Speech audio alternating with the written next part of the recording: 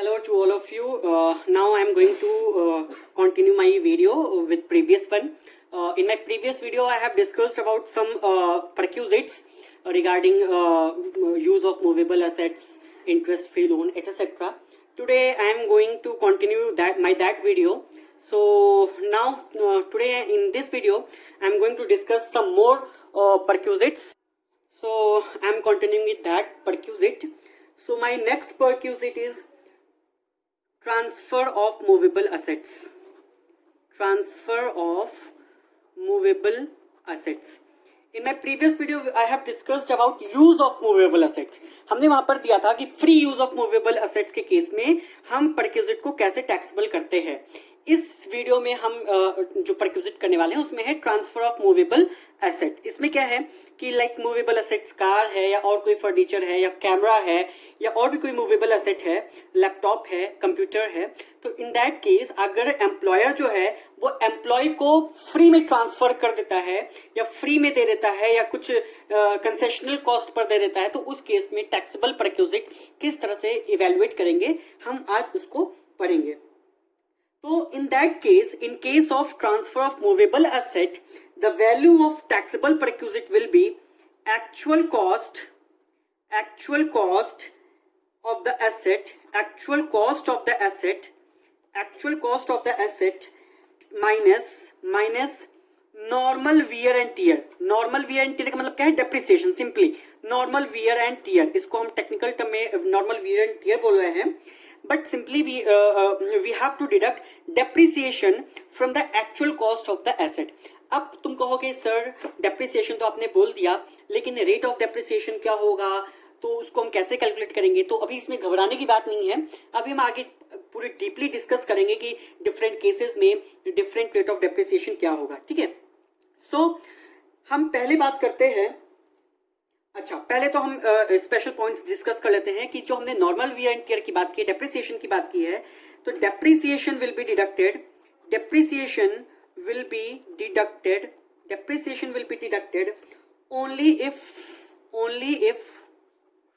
only if after purchasing the asset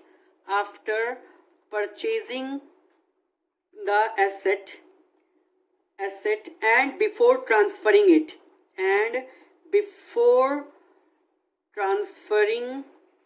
it to the employee the employer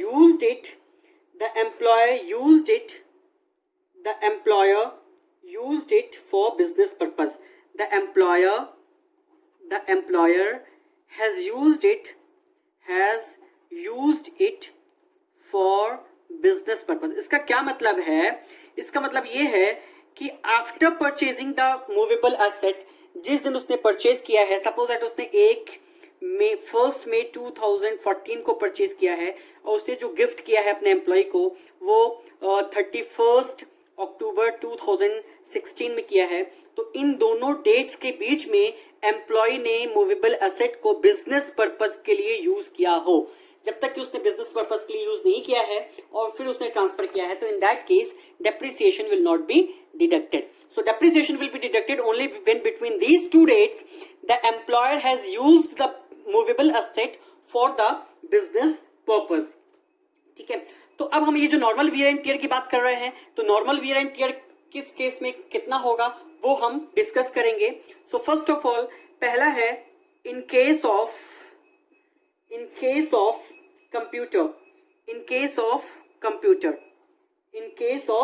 computer and electronic items in case of computer or electronic items. ठीक है. तो electronic items, अगर मैं यहाँ पे electronic items की बात कर रहा हूँ तो electronic items means storage and handling devices. Electronic items का मतलब ये नहीं है कि हम होम अप्लायंसेस की बात कर रहे हैं. We are not talking about home appliances, we are talking about electronic items like data storage and handling devices like computer, digital diaries and printers. So please keep this in your mind that electronic gadgets doesn't mean home appliances like washing machine, refrigerator, cooler. No, it doesn't mean these type of items. It means that data storage and handling devices. It means that data storage and handling devices like computer, digital diaries and printers. ठीक है, तो हमें यहाँ पे electronic items की बात कर रहे हैं. So in that case the rate of depreciation will be 50% per annum, 50% per annum on written down value method. इस केस में हम क्या करेंगे, जो भी उसकी एक्चुअल कॉस्ट होगी, so actual cost minus depreciation किस रेट पे लेंगे, 50% per annum on written down value method for every number of completed years, for every number of completed years. यहां पर हम जब भी हम बात करेंगे ट्रांसफर ऑफ मूवेबल असेट्स की, तो उसमें प्लीज एक चीज का ख्याल रखना कि जो भी हम डेप्रिसिएशन लेंगे वो सिर्फ और सिर्फ कंप्लीटेड ईयर्स के लिए लेंगे. फ्रैक्शन ऑफ ईयर्स को टोटली हम इग्नोर करेंगे. सपोज दैट हमने जो एसेट परचेज की है, ठीक है, वो परचेज की है समथिंग 1 मई को, और उसको हमने 2 साल 3 महीना यूज करके हमने उसको ट्रांसफर कर दिया है. So in that case depreciation will be calculated only for 2 years. जो फ्रैक्शन ऑफ द ईयर्स हैं उसको हम टोटली इग्नोर करेंगे. सिर्फ और सिर्फ नंबर ऑफ कंप्लीटेड ईयर्स का हमको डेप्रिसिएशन शो करना है, डिडक्ट करना है. So in that case whatever fraction of years will be there, that will be totally ignored. अभी हम एग्जांपल लेकर के इसको समझाएंगे तो और भी क्लियर होगा. पहले हम आगे और चीजों को डिस्कस कर लेते हैं. दूसरा है इन केस ऑफ कार.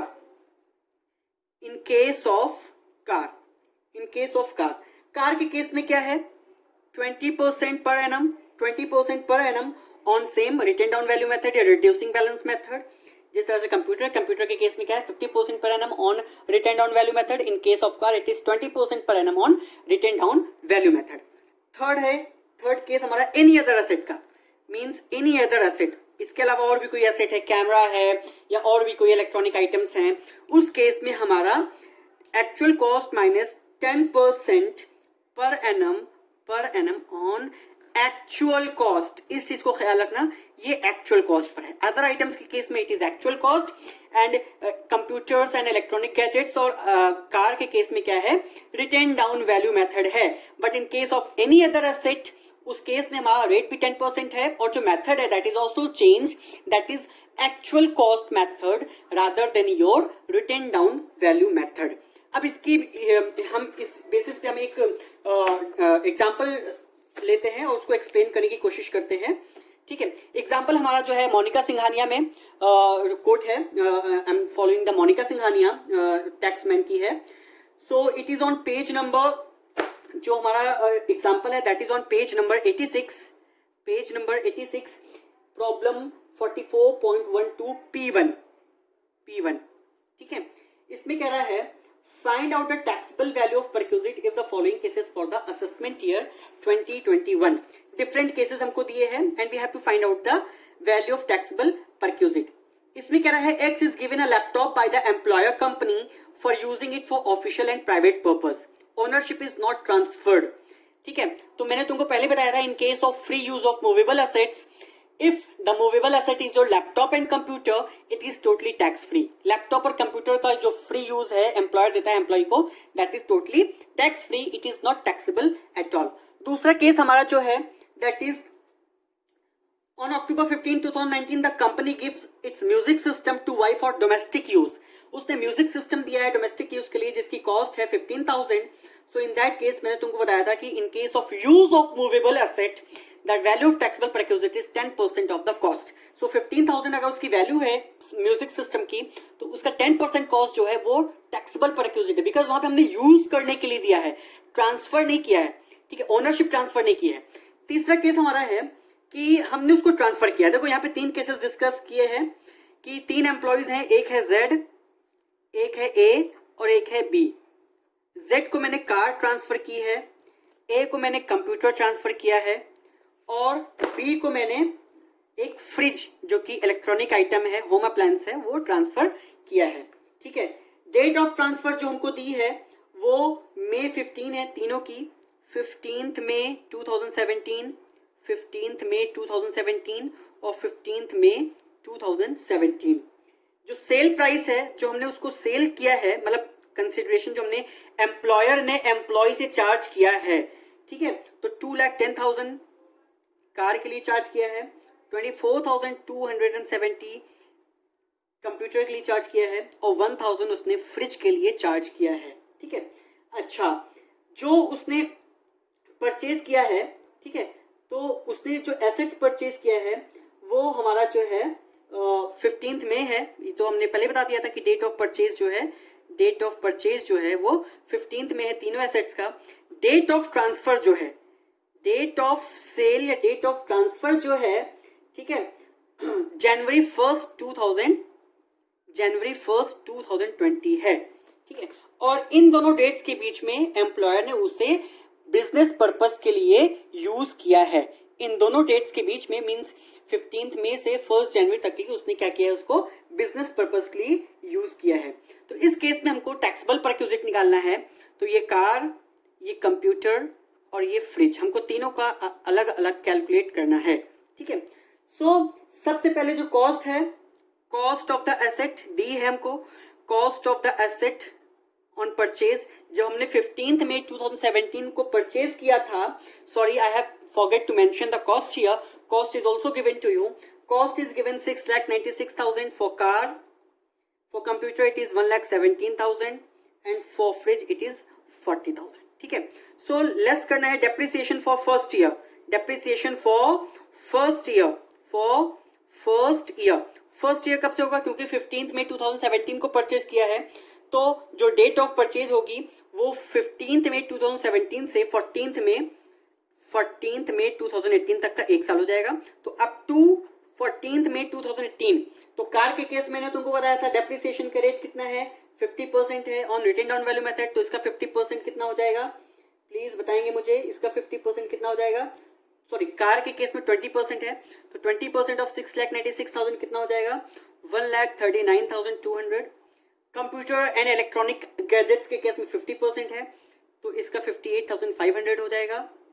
और अदर आइटम्स के केस में 10% है, तो इसका 4,000 हो जाएगा, ठीक है। तो इसका रिड्यूसिंग बैलेंस कितना हो जाएगा, बैलेंस कितना आ जाएगा, इसका बैलेंस आ जाएगा 5,56,800, इसका आ जाएगा 58,500 और इसका आ जाएगा 36,000। लेस करना है सेकेंड ईयर का depreciation, depreciation up to 14th मई 2019, 14th मई 2019 तक का, 18 से 19 तक का सेकेंड ईयर का डेप्रिसिएशन हमको, सेकेंड ईयर का डेप्रिसिएशन हमको यहाँ पे शो करना है। तो सेकेंड ईयर का डेप्रिसिएशन जो हो जाएगा वो 20% इस केस में 1,11,360, इस केस में 50%। अगेन रिड्यूसिंग बैलेंस मेथड है, इन दोनों केस में क्या था, रिड्यूसिंग बैलेंस मेथड था कंप्यूटर और कार के केस में। तो इसका 20%, इसका 50%, 29,250 और इसका क्या था 10% एक्चुअल कॉस्ट, तो इसका 4,000 ही रहेगा, ठीक है। तो फिर बैलेंस जो बच गया, बैलेंस हमारा बच गया 4,45,440, 29,250 एंड 32,000। लेस करना है, मैंने कहा था कि सिर्फ कंप्लीटेड ईयर्स का डेप्रिसिएशन लेना है। अब 15th मई 2019 से लेकर के जो हमने सेल की है, डेट ऑफ सेल क्या है हमारी, डेट ऑफ सेल है जनवरी 1st 2020। तो इन दोनों के बीच का जो फ्रैक्शन मंथ्स है उसको हम कंसीडर नहीं करेंगे। तो इस साल को जो डेप्रिसिएशन, ये नहीं कि 6 महीने का या 5 महीने का जो भी डेप्रिसिएशन है वो हम चार्ज करेंगे, नहीं। मैंने पहले ही बताया था कि only number of completed years लेना है, तो इस साल में ये इतनी हो जाएगा। तो यहाँ पर हमारा जो है value reduced value as on 1st जनवरी 2020 कितनी है, 4,45,440, 29,250, 32,000। अगर उसने फ्री में ट्रांसफर किया होता सारी एसेट्स, अगर उसने फ्री में ट्रांसफर किया होता सारी एसेट्स, तो वैल्यू ऑफ टैक्सेबल परक्यूजिट ये होता। लेकिन क्योंकि उसने उससे कुछ चार्ज किया है, मैंने तुमको पहले ही बताया है कि जो सेल प्राइस है उसने कुछ सेल प्राइस चार्ज किया है, तो जो भी कंसिडरेशन उसने चार्ज किया है that will be deducted from the value. तो वैल्यू हमारी ये है, अगर फ्री में दिया होता, ट्रांसफर किया होता तो ये वैल्यू टैक्सेबल होती, लेकिन क्योंकि उसने उसे कुछ चार्ज किया है तो whatever sales consideration will be there that will be deducted. तो 2,10,000 will be deducted from this and 24,250 270 will be deducted from this, and 1000 will be deducted from this. So the value of taxable perquisite in case of free transfer of movable assets will be 2,35,440, 4,980 and 31,000. So this will be the value of taxable perquisite in case of free transfer of movable assets. Now next is perquisite regarding free medical benefit. Free medical benefit. Okay. Free medical benefit. So free medical benefit में हम उसको discuss करने से पहले हम कुछ points discuss करेंगे जो कि इंपॉर्टेंट है. तो पहला है फिक्स्ड मेडिकल अलाउंसेस. देखो मेडिकल बेनिफिट अलग चीज है, मेडिकल अलाउंसेस अलग चीजें हैं. तो फिक्स्ड मेडिकल अलाउंस जैसे मैंने पहले ही पढ़ा था, fixed medical allowance is fully taxable. जो हमको मॉनेटरी पेमेंट मिलती है मेडिकल अलाउंस के नाम पर, तो fixed medical allowance is fully taxable. वहां पर हमारा कोई भी पॉइंट क्या है, एग्जेम्प्टेड नहीं है. ठीक है. Now, for the purpose of valuation of perquisite, family means जब भी हम perquisite को कैलकुलेट करेंगे तो उसमें जो family आएगा, तो family means spouse and children of the employee. Spouse and children of the employee. Spouse and children of the employee. Here, the parents, brothers and sisters of the employee or any of them wholly or mainly dependent on the employee. ठीक है. इसका क्या मतलब है कि spouse और children तो होंगे ही होंगे, इसके अलावा parents, brothers, sisters of the employee और एनी ऑफ देम होली और पार्शियली डिपेंडेंट ऑन एम्प्लॉय. ठीक है. तो इसमें पेरेंट्स भी आ गए, सिस्टर्स भी आ गए, ब्रदर्स भी आ गए, जो कि उनके ऊपर होली और पार्शियली डिपेंडेंट हैं. तो they all are included in your family. ठीक है. अच्छा, अब हम मेडिकल बेनिफिट की बात करते हैं. तो मेडिकल बेनिफिट इन इंडिया, अगर कोई मेडिकल बेनिफिट हमको इंडिया में मिलता है तो उस केस में हमारा कितना, कैसे एग्जेम्प्ट है, कैसे टैक्सेबल है, उस चीज को हम डिस्कस करने वाले हैं. पहला है, फर्स्ट पॉइंट है, perquisite in respect of medical facility provided by an employer is not chargeable to tax. It means that perquisite in respect of free medical benefit is exempt in following cases. पहला case क्या है? पहला case है employers hospital, government hospital or approved hospital. It means that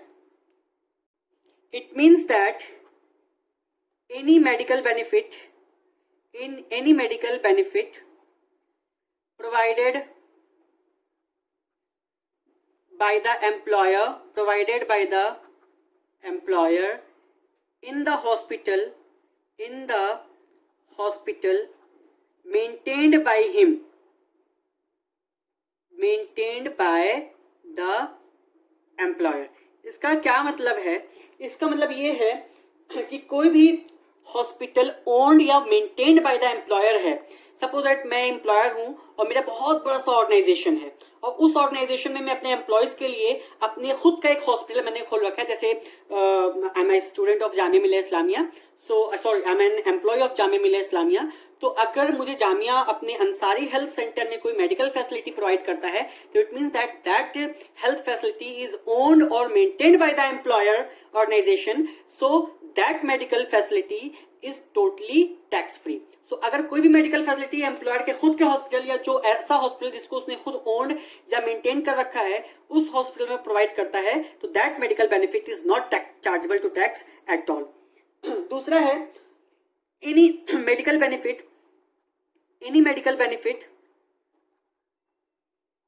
provided in government hospital.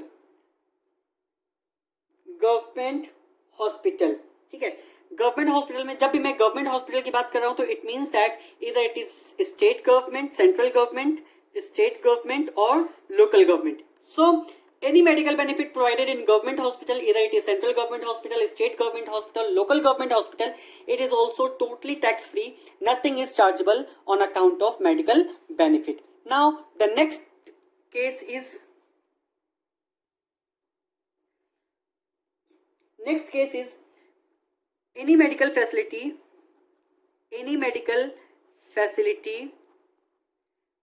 provided in private hospital provided if it is recommended by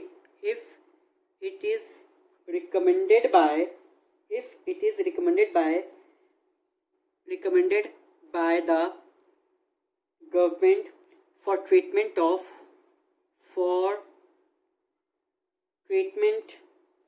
government employees. इसका क्या मतलब है? All दो प्राइवेट हॉस्पिटल में हम कोई भी ट्रीटमेंट कराते हैं तो that is not except from tax, but if any medical facility provided in private hospital on the recommendation of government for treatment of government employees, suppose that government के पास जो government employees हैं उस employer के पास उनकी अपनी facility नहीं है या इतनी इक्विड फैसिलिटी नहीं है जो उसका ट्रीटमेंट कर सके हम उस एम्प्लॉय का, तो अगर उसके लिए हमने गवर्नमेंट ने रिकमेंड किया है कि इसको भी प्राइवेट हॉस्पिटल में इसका ट्रीटमेंट होना चाहिए, तो in that case also on the recommendation of government for the treatment of government employee it is also tax free. Although वो प्राइवेट हॉस्पिटल में हुआ है लेकिन फिर भी वो टैक्स फ्री है बिकॉज उस प्राइवेट हॉस्पिटल में जो ट्रीटमेंट हुआ है वो गवर्नमेंट की रिकमेंडेशन पर हुआ है। नेक्स्ट केस है स्पेसिफाइड मेडिकल फैसिलिटी। इसका क्या मतलब है कि medical facility for the treatment of specified diseases. Specified disease जो लिस्ट 3A में है, ठीक है, रूल 3A में स्पेसिफाइड है, लाइक दो डिजीज जैसे टीबी है, कैंसर है, तो इस तरह की जो डिजीज है अगर इन तरह की डिजीजेस के लिए भी हमारा मेडिकल फैसिलिटी प्रोवाइड किया गया है तो that is also your tax free. ठीक है, दूसरा है हेल्थ इंश्योरेंस प्रीमियम या मेडिकल इंश्योरेंस प्रीमियम पेड और reimbursed by the employer is tax free। वो भी क्या है हमारा टैक्स फ्री है। इन केसेस के अलावा ये जो अब तक हमने ऊपर सारे केसेस डिस्कस किए हैं, इन सारे केसेस के अलावा और कोई केस होता है, एनी अदर फैसिलिटी हमको इंडिया में मिलती है तो that is your taxable, fully taxable. So any other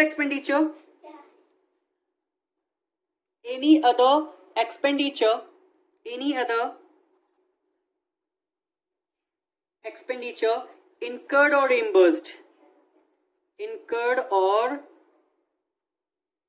reimbursed by the employer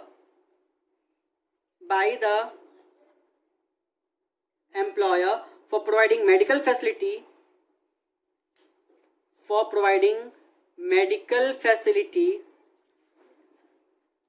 is chargeable to tax।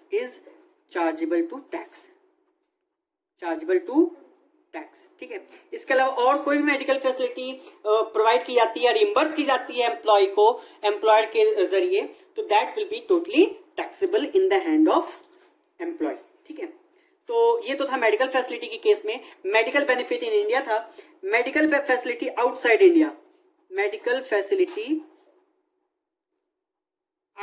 India, India के बाहर अगर हमको कोई मेडिकल फैसिलिटी प्रोवाइड होती है तो in that case expenditure on medical treatment including आने जाने का, बोर्डिंग एंड लॉजिंग जो भी है, बोर्डिंग है, लॉजिंग है of the patient and one attendant incurred by an employer outside India is not chargeable to tax in the hands of employee। ठीक है, तो इसका क्या मतलब है, यहाँ पर जो है हमारा expenditure on medical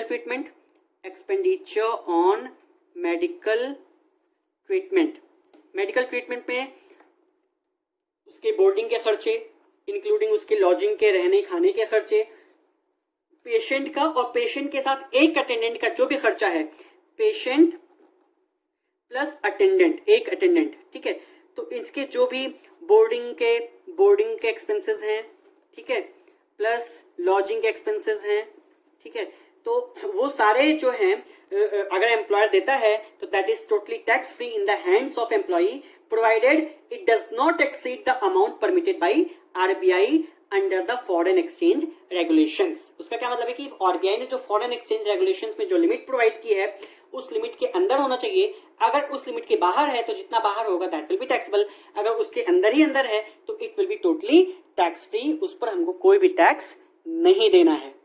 now next type of perquisite is motor car. अब हम मोटर कार की बात करेंगे, ठीक है।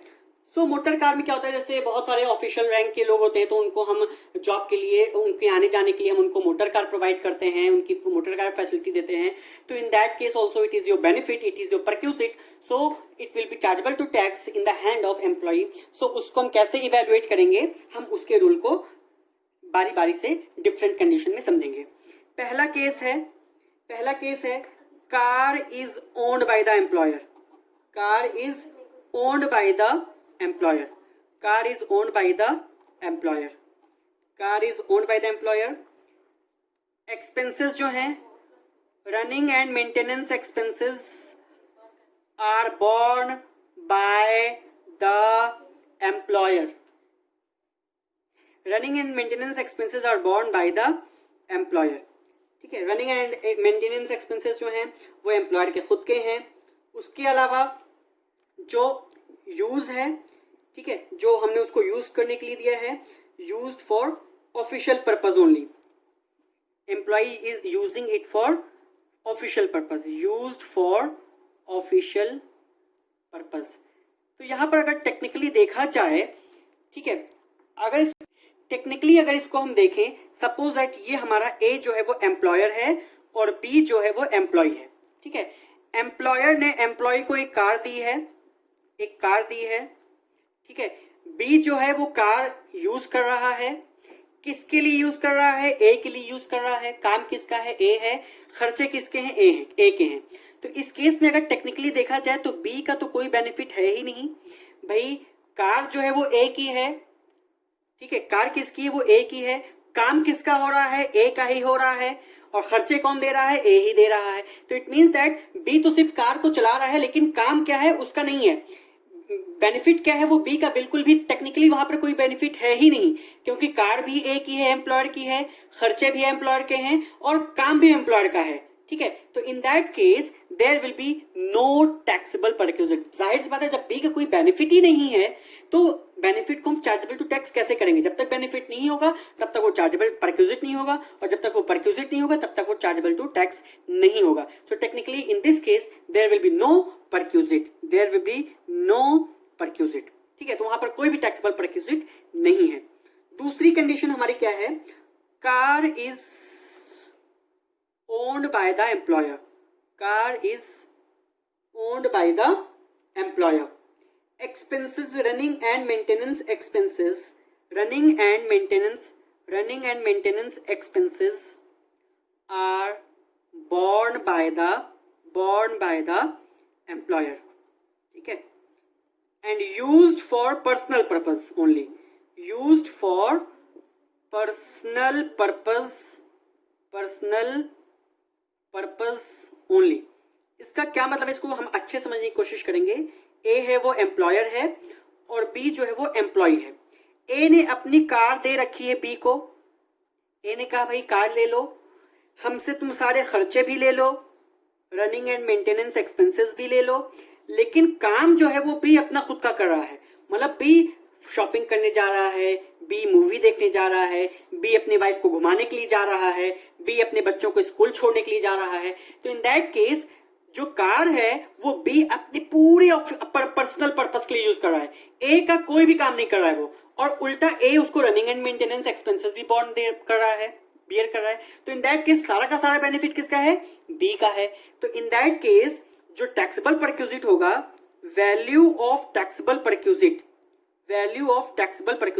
एकदम कॉमन सेंस लगाने वाली बात है। अगर बी की अपनी कार होती, क्योंकि कार वो ए की है तो वो यूज कर रहा है, तो जाहिर सी बात है free use of movable assets, मैंने पहले डिस्कस किया था। कार दे रहा है, ए ने कार दी है बी को यूज करने के लिए, तो it's a sort of free use of movable assets. तो 10% cost of car will be taxable perquisite, 10% cost of car.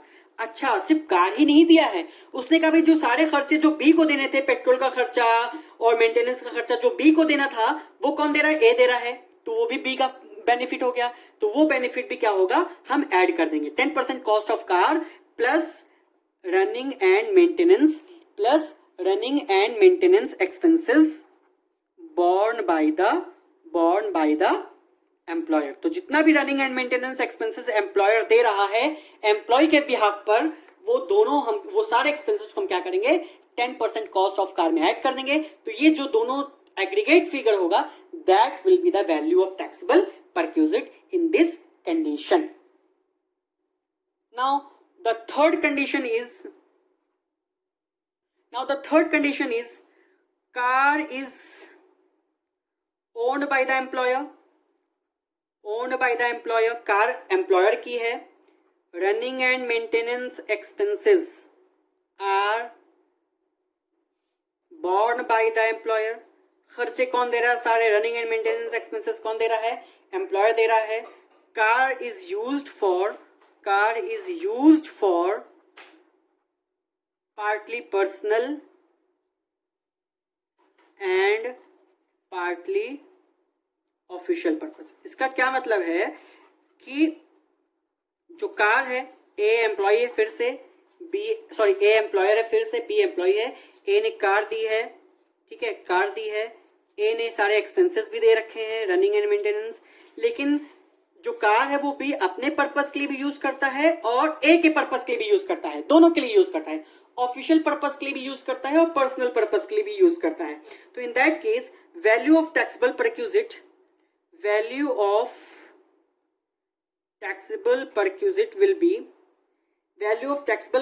will be 1600 per month, 1800 per month for small car and 2400 per month for large car and 900 per month if driver is provided। इसका क्या मतलब है, इसका मतलब ये है कि अगर स्मॉल कार दी है, if that is your small car, in that case 1800 per month will be your taxable perquisite. If it is large car, in that case 2400 per month will be your taxable perquisite. And अगर car के साथ हमने उसको driver भी दिया है तो in that case 900 per month will be added to your taxable perquisite. अच्छा, आप कहोगे सर ये बताइए स्मॉल कार और लार्ज कार, क्या हम छोटी कार कैसे डिसाइड करेंगे कि स्मॉल कार है और लार्ज कार है।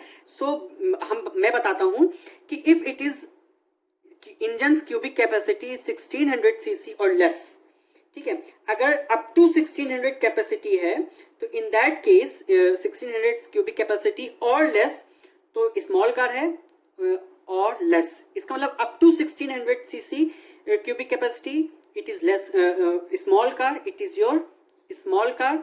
And if it is more than 1600 cc, the capacity of engine is more than 1600 cc cubic capacity, in that case it is your large car.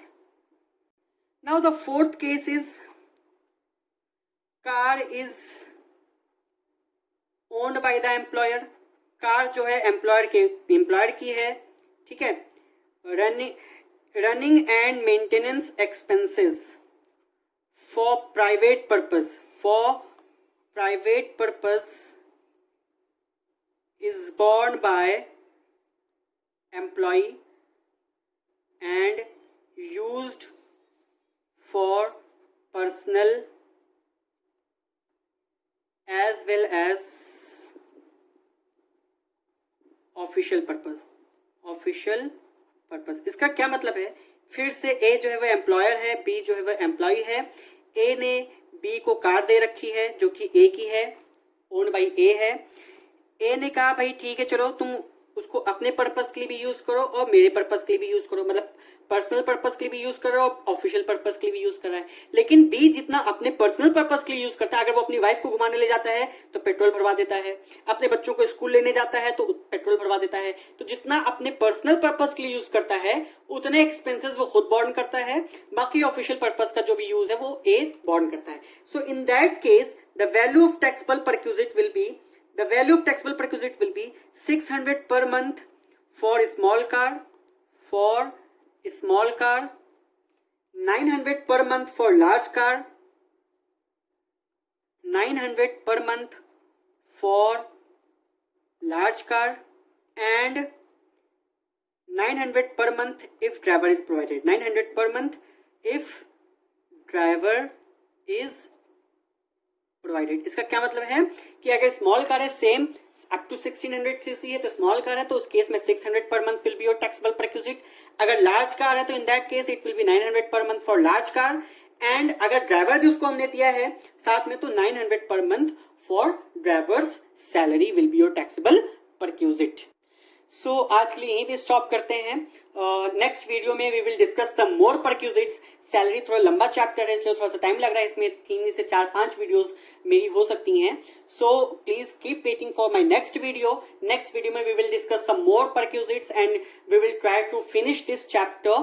Like हमें अभी deductions करने हैं, provident funds करने हैं इसमें, और उसके अलावा क्या कहते हैं कि इस जो सैलरी के डिडक्शंस हैं सेक्शन 16 में उसको करने हैं. तो इन सब चीज़ों को हम अपनी नेक्स्ट वीडियो में डिस्कस करेंगे. So till now till then हम यहाँ तक वीडियो मैं अपलोड कर रहा हूँ.